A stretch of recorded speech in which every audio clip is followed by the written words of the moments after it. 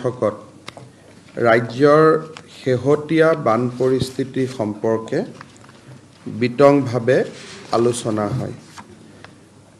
আমাৰ ৰাজ্যখনৰ বিভিন্ন স্থানত বানপানীয়ে ৰাইজক যথেষ্ট ক্ষতি সাধন কৰিছে আৰু বৰ্তমানলৈকে আমাৰ 28খন জিলাক বানপানীয়ে আক্ৰান্ত কৰিছে। আপোনালোক সকলোৱে জানে যে আমাৰ এইবাৰৰ বানপানীত প্ৰায় 84 ৰেভিনিউ চাৰ্কেল এফেক্টেড হৈছে, 84টা ৰাজহ চক্ৰ। আৰু বৰ্তমানলৈকে আমাৰ হাতত পোৱা পৰিসংখ্যা অনুসৰি 2208খন গাঁও আমাৰ বানপানীয়ে এফেক্ট কৰিছে, যোৱা কালি নিশালৈকে যিটো বাতৰি। আৰু 11,34,446 গৰাকী জনসংখ্যাক এই ফ্লাডে বা এই বানপানীয়ে চুই গৈছে। যদি আমি ক্ষয় ক্ষতিৰ পৰিমাণলৈকে চাব যাওঁ তেতিয়াহ'লে ফাৰ্ষ্ট ৱেভ, ছেকেণ্ড ৱেভ এই ধৰণে আমি ক্ষয় ক্ষতিৰ এটা বিশদ হিচাপ উলিয়াব লাগিব।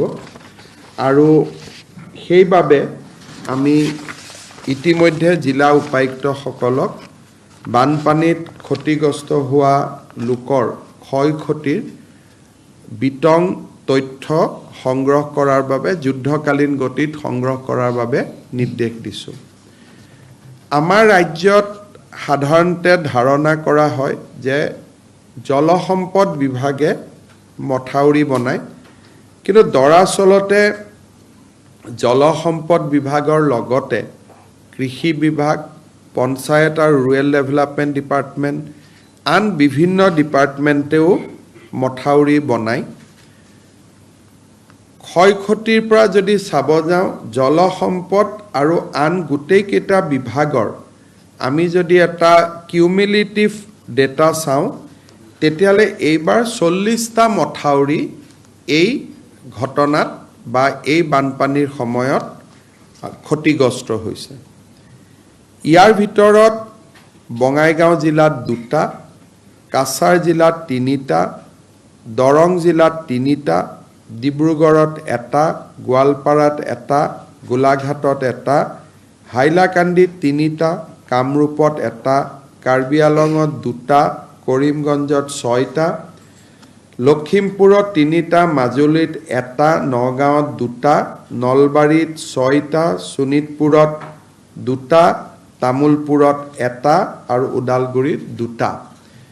ইয়াৰ ভিতৰত ডিব্ৰুগড়, গোলাঘাট আৰু মাজুলী, নগাঁৱত ক্ষতিগ্ৰস্ত হোৱা 4টা মথাউৰি জলসম্পদ বিভাগৰ, আন দৰং জিলাতো 1টা মথাউৰি জলসম্পদ বিভাগৰ, কিন্তু কম বেছি পৰিমাণে আন বিভাগেও নিৰ্মাণ কৰা মথাউৰিসমূহ এই ফ্লাডৰ সময়ত এফেক্ট হৈছে। এতিয়ালৈকে আমাৰ হাতত পোৱা খবৰ মতে 922টা পথ বা ৰাস্তা এই বানপানীয়ে ক্ষতিগ্ৰস্ত কৰিছে। 52খন দলং এই বানপানীত ভাঙি পৰিছে। 52খন দলং এতিয়ালৈকে এই বানপানীত ভাঙিছে। এই গোটেই বানপানীৰ সময়ত দুৰ্ভাগ্যজনকভাৱে 38 গৰাকী লোকৰ মৃত্যু হৈছে আৰু কামৰূপ জিলাৰ আৰবান ফ্লাডিঙত 1জন লোকৰ মৃত্যু হৈছে। আজিও ডিব্ৰুগড়ত 1টা, দৰঙত 2টা, বিশ্বনাথত 1টা আৰু গোলাঘাটত 1টা মৃত্যুৰ বাতৰি আমালৈকে আহিছে। বানপানীৰ সময়ত NDRFৰ কেইবাটাও বেটেলিয়নে ইয়াতে কাম কৰি আছে, SDRFেও কাম কৰি আছে আৰু য'ত য'ত প্ৰয়োজন, বিশেষকৈ কেইদিনমান আগতে জোনাই আৰু ডিব্ৰুগড়ত আমি মেৰুন হৈ থকা SDRFৰ জোৱান আৰু জনসাধাৰণক উদ্ধাৰ কৰিবৰ কাৰণে আমি বায়ু সেনাৰো সহায় লৈছোঁ আৰু এই মুহূৰ্তলৈকে আমি যথেষ্ট লোকক আমি সহায় কৰাৰ বাবে চেষ্টা কৰিছোঁ প্ৰয়োজনীয় পুঁজি জিলা উপায়ুক্তসমূহলৈকে মুকলি কৰি দিয়া হৈছে এই সময়লৈকে আমি প্ৰায় 19,000 মেট্ৰিক টন চাউল ৰিলিফ বা ৰিহেবিলিটেশ্যনৰ কাৰণে আমি ৰাইজৰ মাজলৈ উলিয়াই দিবলৈ সক্ষম হৈছোঁ আমাৰ লক্ষ্য হৈছে যে দুৰ্যোগৰ সময়ত যিখিনি ৰাইজ আক্ৰান্ত হৈছে যোৱা কালিৰ পৰা বানপানী অকণমান হ্ৰাস পাইছে আমি আশা কৰিব পাৰোঁ যে নতুনকৈ যদি বৰষুণ নহয় তে দ্বিতীয় ৱেভটোৰ যিটো প্ৰভাৱ হি অহা দুদিনৰ ভিতৰত নিৰাময় হ'ব কিন্তু আগৰ অভিজ্ঞতা মতে জুলাই মাহত থাৰ্ড ৱেভ এটাও আহে আগত আমি first wave second wave third wave তিনিওটা ৱেভ সম্পূৰ্ণ হোৱাৰ পিছত আমি ডেমেজ এছেছমেণ্ট কৰিছিলোঁ কিন্তু আজি আমি কেবিনেটত নিৰ্ণয় ল'লোঁ যে ফাৰ্ষ্ট ছেকেণ্ড থাৰ্ড যিমানটাই ৱেভ নহওক কিয় 15 আগষ্টৰ আগতে আমি ৰাইজক যি ধৰণে পাৰোঁ ক্ষতিগ্ৰস্ত ঘৰৰ বাবে পশুধনৰ বাবে য'ত যেনেকৈ আমি যি ধৰণে ৰাইজক পাৰোঁ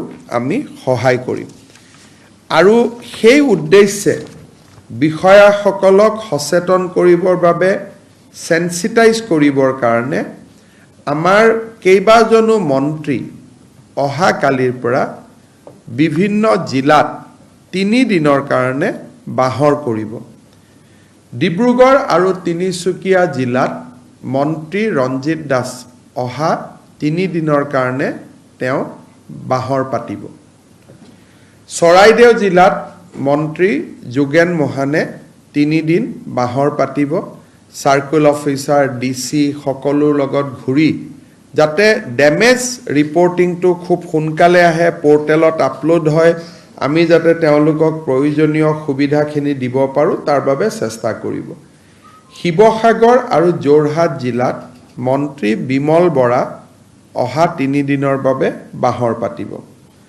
ধেমাজি আৰু লখিমপুৰ জিলাত ডক্টৰ ৰণোজ পেগুৱে বাহৰ পাতিব বিশ্বনাথ শোণিতপুৰ আৰু দৰং জিলাত অহা 3 দিনৰ বাবে মন্ত্ৰী পীযুষ হাজৰিকা বাহৰ পাতিব গোলাঘাট জিলাত অজন্তা নেওগ তেওঁ 3 দিনৰ বাবে বাহৰ পাতিব নগাঁও আৰু মৰিগাঁও জিলাত মন্ত্ৰী অতুল বৰাই বাহৰ পাতিব মাজুলীত অহা 3 দিনৰ বাবে মন্ত্ৰী জয়ন্ত মল্ল বৰুৱাই বাহৰ পাতিব আৰু ওদালগুৰিত নন্দিতা গাৰ্লুছা বাহৰ পাতিব বৰাক উপত্যকাত বানপানীৰ ক্ষতিৰ বুজ ল'বলৈ আমাৰ মন্ত্ৰী সভাৰ দল এটা অহা সপ্তাহত বৰাক উপত্যকালৈ যাব আৰু ময়ো এই মাহত 3-4 দিনৰ এটা দীঘলীয়া কাৰ্যসূচী লৈ বৰাক উপত্যকালৈকে যাম যাতে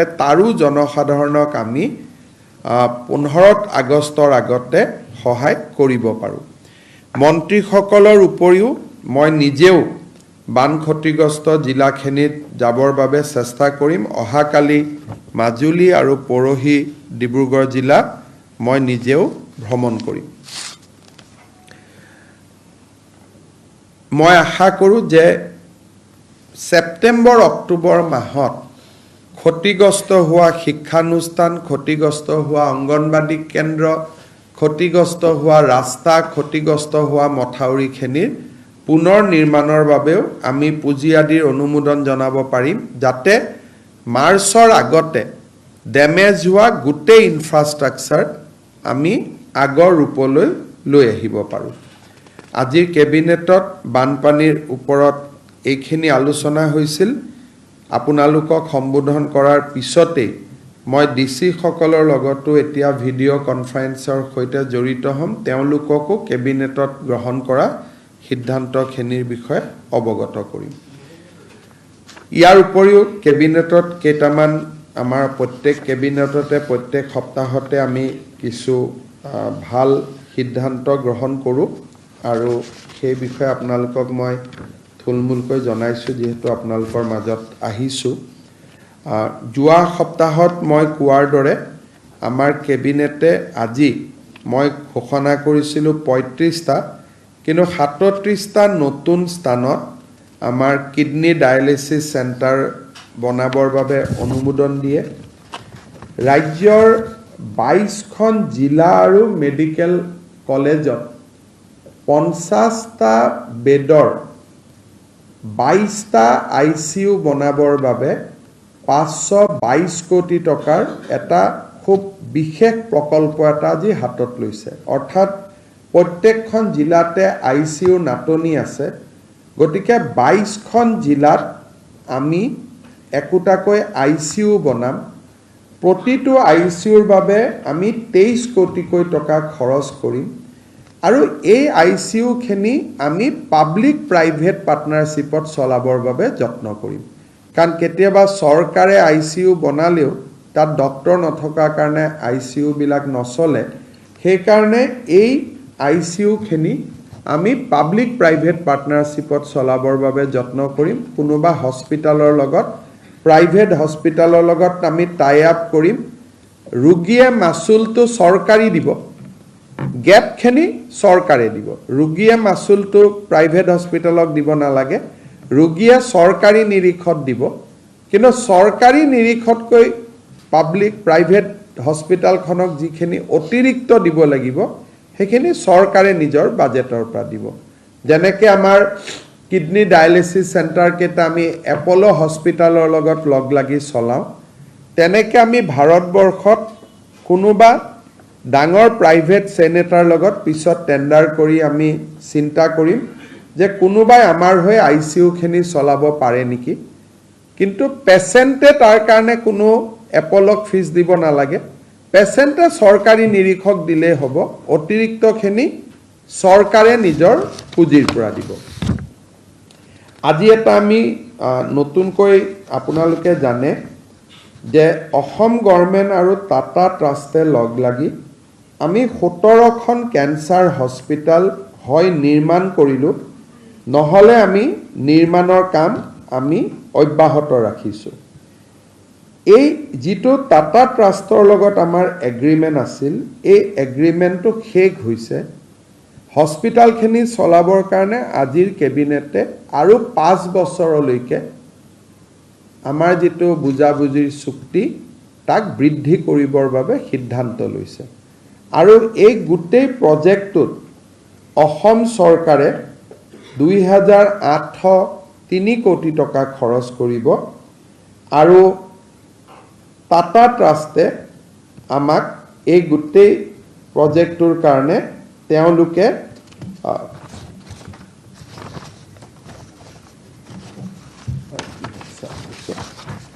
টাটা ট্ৰাষ্টৰ পৰা 1100 কোটি টকা তেওঁলোকে আগবঢ়াব। তাৰমানে টোটেল অসম চৰকাৰৰ খৰচ হ'ব আমাৰ 2803 কোটি টকা, টাটা ট্ৰাষ্টৰ খৰচ হ'ব 1100 কোটি টকা। ইয়াৰ আমি MOU কৰিম, সিদিনাখন আমি আপোনালোকক মাতিম আৰু তেতিয়া আমি ভাল কৰি কথাখিনি আমি আৰু আলোচনা কৰিব পাৰিম। আজি এটা অসম চৰকাৰে অনুসূচিত জাতি আৰু জনজাতিৰ নিবনুৱা যুৱকসকলৰ বাবে এটা সিদ্ধান্ত লৈছে যে এতিয়াৰ পৰা ইভেন APSCৰ পৰীক্ষা হ'লেও ST আৰু SC ল'ৰা ছোৱালীবিলাকে ক'তো মাচুল দিব নালাগে। বিধানসভাত এখন আইন আহিব যে ST আৰু SC কেটেগৰী ল'ৰা ছোৱালীবিলাকে কোনো ৰিক্ৰুটমেণ্ট এক্সামত তেওঁলোকে মাচুল ভৰিব নালাগে। আমাৰ কিছু থাৰ্ড গ্ৰেড ফ'ৰ্থ গ্ৰেডত আমি কাৰো পৰাই মাচুল নলওঁ, কিন্তু APSC আদি পৰীক্ষাত মাচুল লোৱাৰ এটা নিয়ম আছিল। এতিয়া তৃতীয় আৰু চতুৰ্থ শ্ৰেণীৰ যিটো নিয়ম সেইটো থাকিবই, কিন্তু গেজেটেড লেভেলতো ST আৰু SC ল'ৰা ছোৱালীখিনিয়ে এতিয়াৰ পৰা আৰু কোনো নিযুক্তি পৰীক্ষাত মাচুল দিব নালাগে মুখ্যতঃ আমি বানপানীৰ কথাই আজি কেবিনেটত আলোচনা কৰিছিলোঁ সৰু এটা সিদ্ধান্ত আজি আমি লৈছোঁ অসম গভৰ্ণমেণ্টে 2009 চনত বৰডিকৰাইত এটা হাইড্ৰ পাৱাৰ প্ৰজেক্ট বনাবৰ কাৰণে সিদ্ধান্ত লৈছিলে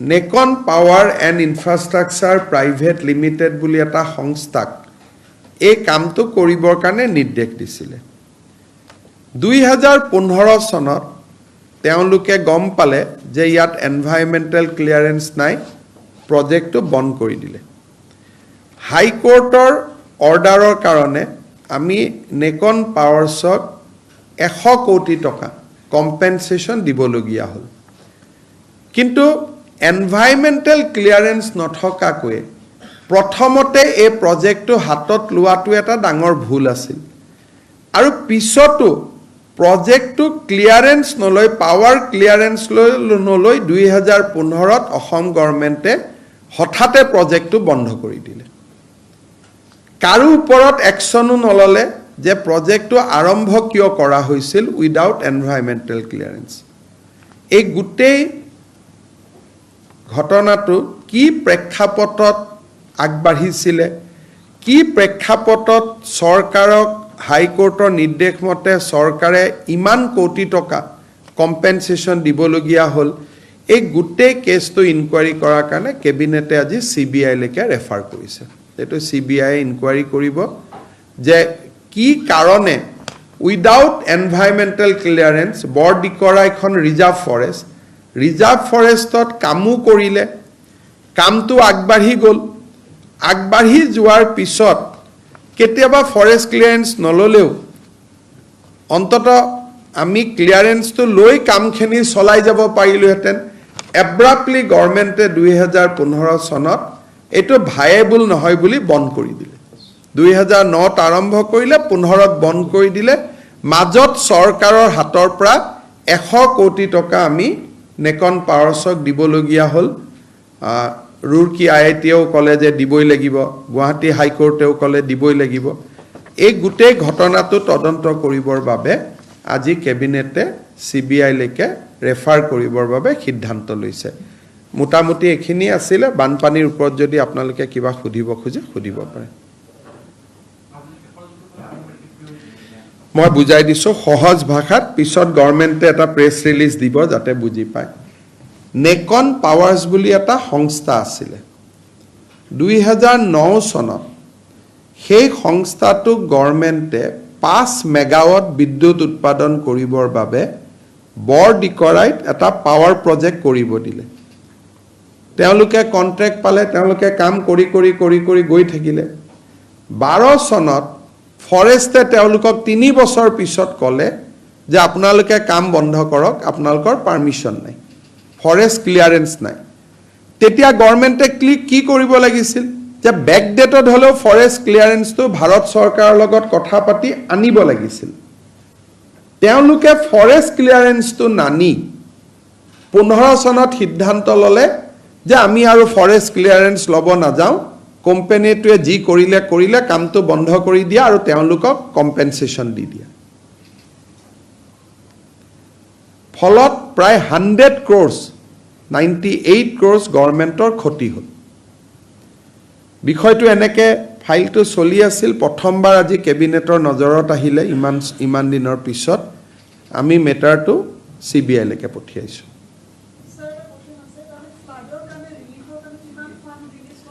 ইয়াতে কোনো তাৰ আপাৰ লিমিট নাই যিমান টকাৰ প্ৰয়োজন সিমান টকা আমি দিম আমাৰ নৰ্মছ আছে সেই নৰ্মছ মতে যিমান টকাৰ প্ৰয়োজন আজিৰ দিনত ভাৰত চৰকাৰৰ পৰা আমাৰ 1300 কোটি টকা আমাৰ হাতত আছে গতিকে আমি আমাৰ এতিয়ালৈকে 100 কোটিও খৰচ হোৱা নাই গতিকে আমাৰ লগত স্পেচটো বহুত খেনি আছে আমি ৰাইজক সহায় কৰাত উইদিন নৰ্মছ ৰাইজক সহায় কৰাত টকা পইচাৰ কোনো অসুবিধা নাই খালি এটো উইদিন নৰ্মছ হ'ব লাগে উইদিন নৰ্মছ হলে আজি আমাৰ হাতত মই অফুৰন্ত বুলি নকওঁ কিন্তু পৰ্যাপ্ত পুঁজি আছে আমি মানুহক সহায় কৰাত কোনো অসুবিধা নাই আৰু প্ৰধানমন্ত্ৰী ডাঙৰীয়াই কৈছে যে লাগিলে মই আৰু টকা দিম সেইকাৰণে মই ডিসি সকলকো আজি কম যাতে উদাৰভাৱে সকলোকে সহায় কৰে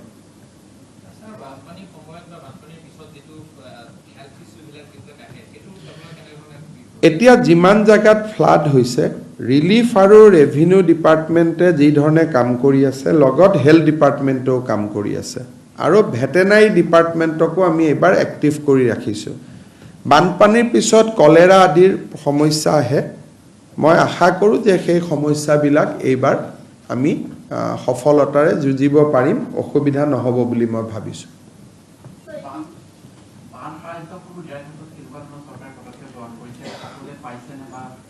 চক সাধাৰণতে কোনোবা এটা জেগাত মথাউৰি ভাঙিলে প্ৰথম 24 ঘণ্টাত গোটেইখিনি যা যোগাৰ কৰোঁতে অলপ সমস্যা হয় কিন্তু যোৱা দুদিন মন্ত্ৰী ৰঞ্জিত দাস ডিব্ৰুগড়ত আছিলে পীযুষ হাজৰিকা আজি মাজুলীৰ পৰা আহিছে যোৱাকালিও মই গোলাঘাট আৰু কলিয়াবৰ ঘূৰি আহিছোঁ কলিয়াবৰত যোৱা কালি মাত্ৰ মথাউৰিটো ভঙাৰ কাৰণে অলপ দুই এটা অসুবিধা মানুহে পাইছিল কিন্তু আজি ৰিলিফ পাইছে আৰু মুখ্যমন্ত্ৰী মহোদয় আপুনি কৈছে যে কলিয়াবৰত আপুনি কালি গৈছিলে কিন্তু আজি তেওঁলোকে প্ৰতিবাদ কৰিছে তেওঁলোকৰ প্ৰতিবাদটোৰ কাৰণটো বেলেগ 2017ৰ বানপানীত কিবা টকা পোৱা নাছিলে এটা সেইটো খোৱা বস্তু নোপোৱাৰ প্ৰতিবাদ নহয় এইটো পুৰণি ক্ষোভৰ প্ৰতিবাদ 2017ত এটা বানপানী হৈছিলে আমি বানপানীৰ মানুহখিনিক ক্ষতিপূৰণ দিছিলোঁ কিন্তু কিছু মানুহে ক্ষতিপূৰণ পোৱা নাছিলে গতিকে 17 চনৰ ক্ষোভটো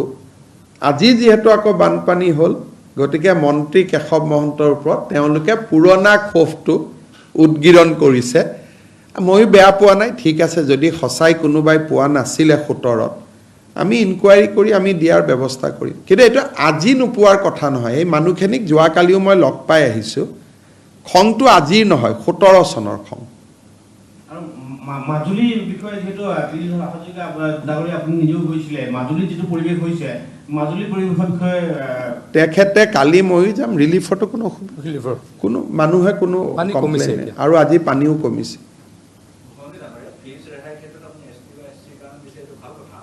ST SCৰ ক্ষেত্ৰত গেজেটেড অফিচাৰ সব এইটো এটা সব কিছুমান কাম আমি ST SC ল'ৰা ছোৱালীখানে কৰোঁ বাবা সাহেব আম্বেদকাৰে কৈ গৈছিলে গতিকে ST SC হোৱাৰ দিনাখনে আৰু জেনেৰেলৰ প্ৰশ্নটো নানো পিছত আকৌ জেনেৰেলও পাই যাব কিছুমান কাম সংবিধানৰ আৰ্টিকল 14তে কৈ দিছে যে গভৰ্ণমেণ্টে কিছুমান কাম অকল ST SCৰ কাৰণেই কৰিব লাগে তেওঁলোকে অলপ পাব লাগে সব বস্তু যদি সকলোৰে কাৰণে দি দিওঁ তেনে ST SC মানুহখিনিয়ে নাভাবিব যে আমাকো চৰকাৰে স্পেচিয়েলি চাই গতিকে দুটা দিন তেওঁলোকৰ কাৰণে থাকিব দিয়ক ছমাহ পিছত সকলোকে কৈ দিম ইয়াত হাৰ্ডলি কেই টকা উঠে থাৰ্ড গেট আৰু ফৰ্থ গেটটো সবে ফ্ৰীয়ে কৰে অকল লোকসেৱা আয়োগৰ পৰীক্ষা কেইটা ছোৱালীৰ কাৰণে কিবা এটা দিলে লগে লগে ল'ৰাক কেতিয়া দিব ST SCৰ কাৰণে দিলে জেনেৰেলক কেতিয়া দিব তেতিয়ালে এই ছোৱালীখিনি বা ST SC খিনিয়ে প্ৰিভিলেজ ফিলেই নকৰিব কেতিয়াও যে সমাজে তেওঁলোকক গুৰুত্ব দিয়ে সেইকাৰণে বাবা সাহেব আম্বেদকাৰ ৰাম মনোহৰ লোহিয়াৰ দৰে মহিষীসকলে কৈ গৈছিল যে চৰকাৰে কিছুমান কাম অকল ST SC আৰু মহিলাসকলৰ কাৰণে কৰিব লাগে যাতে যুগৰ যিটো অন্যায় তাৰ অকণমান হ'লেও তেওঁলোকে ভাবে যে কবাত অলপ অন্তত আমাক চৰকাৰে মৰমৰ দৃষ্টিৰে চাইছে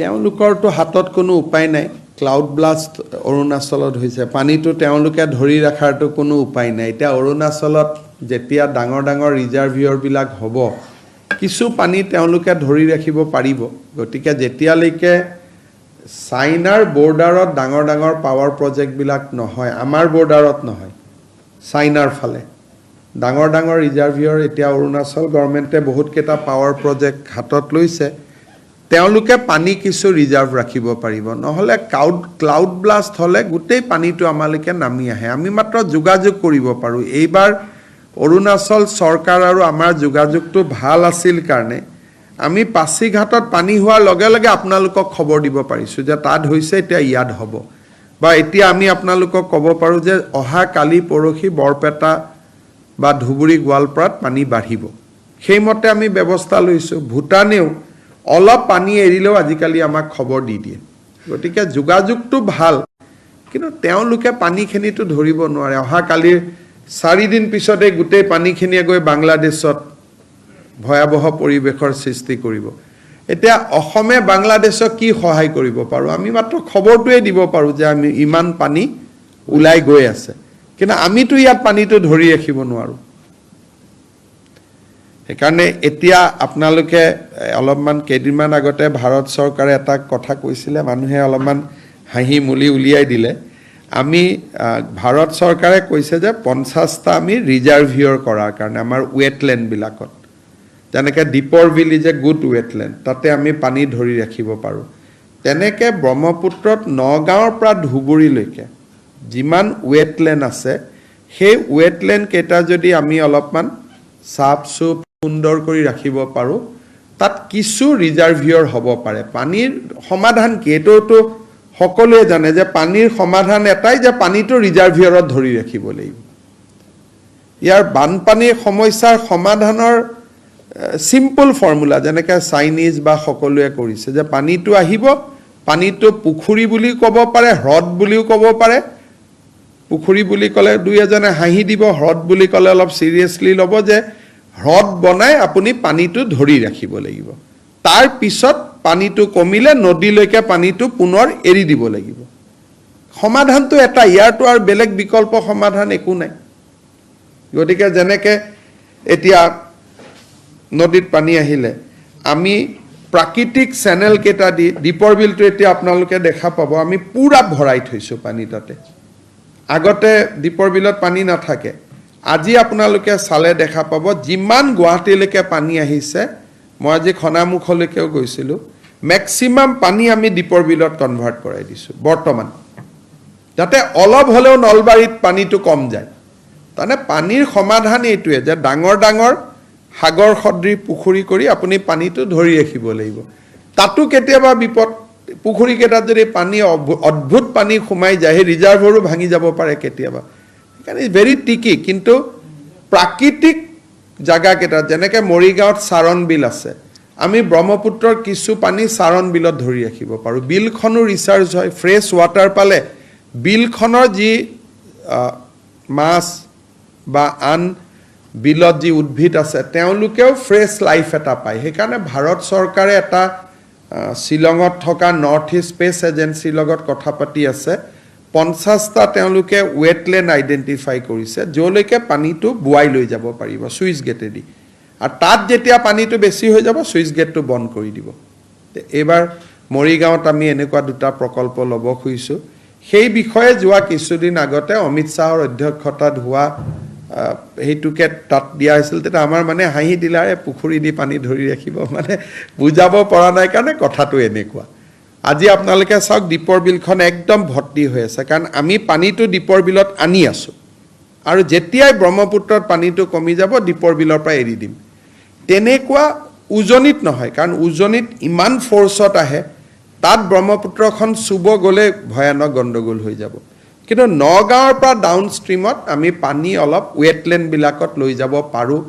সেই সমাধান এটা জলসম্পদ বিভাগে অলপ চেষ্টা কৰি আছে, কিন্তু ইয়াত ইছৰো আৰু নৰ্থ ইষ্ট স্পেচ এজেঞ্চিয়ে 2টা কামত লাগি আছে। তেওঁলোকে আমাক কিছু এৰিয়া আইডেণ্টিফাই কৰি আছে।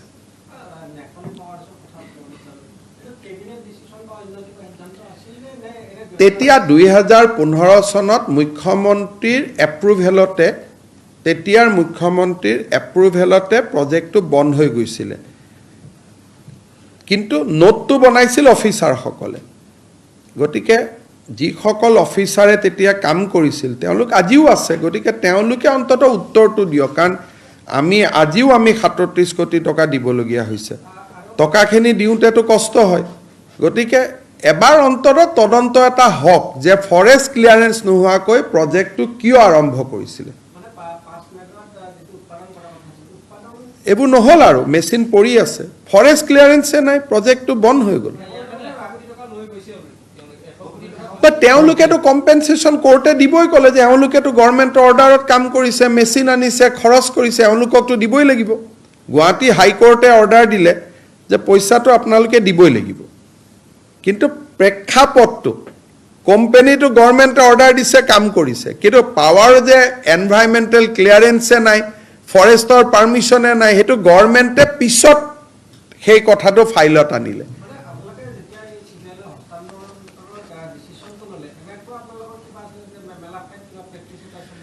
আমিতো একোৱে গম নাপাওঁ, আমিতো ফাইলত পঢ়া কথাখিনিহে গম পাওঁ। ফাইলত চিম্পল লিখিলে যে আগত এনভাইৰমেণ্টেল ক্লিয়াৰেঞ্চ আমি ল'ব লাগিছিল, নোলোৱা কাৰণে প্ৰজেক্টটো বন্ধ কৰি দিয়ক, আৰু যিখিনি মেচিন টেচিন লগালে তাৰ পইচাটো তেওঁলোকক দি দিয়ক, ইমানেই নোটটোত আছে। এতিয়া বাকী কথাখিনি কি আছিল কি নাই CBI সুধিলেহে গম পাব। যিটো নোট আছিল নোটটো চিম্পল, যে আমি এনভাইৰমেণ্টেল ক্লিয়াৰেঞ্চ ল'ব লাগিছিল, আমি নল'লোঁ, আৰু প্ৰজেক্টটোত অলৰেডি যি খৰচ হ'ল খৰচখিনি আমি কোম্পানীটোক দি দিম আৰু প্ৰজেক্টটো বন্ধ কৰি দিম। সব দিয়াই হ'ল অলৰেডি, আৰু বাকীখিনিও দিব লাগিব। হাইকোৰ্টে আমাক অৰ্ডাৰ দিছে, আৰু হাইকোৰ্টে ৰুৰকি IIT দি এটা যোগাযোগ কৰিলে, ৰুৰকি IITয়ে পৰীক্ষা কৰিলে যে ইমান টকা দিব লাগিবই। গতিকে টকাটোতো হাইকোৰ্টে আমাক দিব দিছে, দিবই লাগিব, নিদিলে ইণ্টাৰেষ্টটো আমাৰ মূৰত আকৌ আহি থাকিব, এসময়ত সেইটো 1000 কোটি টকা হ'ব। কিন্তু যি অফিচাৰে কৰা মানুহকেইটাইতো কোনো আপত্তি নাই, মই কৰিব দিছোঁ, গভৰ্ণমেণ্টে অৰ্ডাৰ দিছে কাৰণে মই কৰিছোঁ। আজি যদি PWD ঠিকাদাৰ এজনক মই ফৰেষ্টৰ মাজত ৰাস্তা বনাব দিওঁ, সিটো বনাব, পিছত যেতিয়া ফৰেষ্টে বন্ধ কৰে তেতিয়া PWDয়ে উত্তৰ দিব লাগিব না, যে আপুনি ফৰেষ্টৰ ক্লিয়াৰেঞ্চ নোহোৱাকৈ ৰাস্তাটো কিয় বনাব দিছিল। এতিয়া কিয় বনাব দিছিল এই কথাটো সুধিলেহে আমি কথাটো গম পাম। সেইকাৰণে হাইকোৰ্টৰ অৰ্ডাৰটো পালন কৰাৰ পিছত আমি ফাইলটো বন্ধ কৰি থ'ব পাৰিলোহেঁতেন। এতিয়া আমি ফাইলটো বন্ধ নকৰি মেটাৰটো আমি CBIক দিব খুজিছোঁ, এটা ইনভেষ্টিগেশ্যন হওক। এতিয়া আপোনালোকে বস্তুটো পলিটিকেল কৰিব খুজিলে মই উত্তৰ দিব খোজা নাই, কিন্তু সেই সময়ত খুব সম্ভৱ পাৱাৰ মিনিষ্টাৰো মুখ্যমন্ত্ৰী আছিলে, মোৰ যিটো ধাৰণা। কোনো ব্যক্তিৰ বিৰুদ্ধে ইয়াত আক্ৰোশ নাই, কিন্তু আমি যে টকাটো দিবলগীয়া হ'ল আমিওতো ক্লিন থাকিব লাগিব না, নহ'লে আমাৰ পিছত কোনোবা আহি আকৌ আমাৰ ওপৰতো ইনকুৱাৰী লগাব নহয়, যে এওঁ পৰীক্ষা নকৰাকৈ কিয় পইচাটো দি দিলে বুলি, দুখততো আমিও পৰিম না। গতিকে আমি মাত্ৰ আমাক ক্লিন কৰাৰ কাৰণে, আৰু মই যিমান দূৰ জানো এই গোটেই তদন্তটোত ৰাজনৈতিক ব্যক্তি কোনো নাই। যোন ৰাজনৈতিক ব্যক্তি সেই সময়ত আছিলে তেওঁলোকে এই ফাইলটো চোৱা নাই। গতিকে ইয়াত কোনো পলিটিকেল আণ্ডাৰটিউন ইয়াত একো নাই, এইটো কেছত কোনো ৰাজনৈতিক ব্যক্তি কোনো জড়িত নাই। গতিকে ইয়াত আৰু অমুকক টাৰ্গেট কৰিছে, তমুক কৰিছে, এইবিলাক ইয়াত একো নাই, তেনেকুৱা ষ্টৰি ইয়াত একো নাই। ব্যুৰ'ক্ৰেটছ কেইজনমানক উত্তৰ দিব লাগিব, কাৰণ তেওঁলোকে জীয়াই আছে। বাকী মই ফাইলটো চাইছোঁ, তাত কোনো পলিটিচিয়ান, যি পলিটিচিয়ানৰ চহী আছে তেওঁ এই পৃথিৱীত নাই, আৰু বাকী জীৱিত কোনো পলিটিচিয়ানৰ চহী নাই। গতিকে এইকাৰণে সেই বিষয়টোত আপোনালোকে মানে তাত ৰাজনীতি চোৱাৰ কোনো অৱকাশ নাই। হ'ব।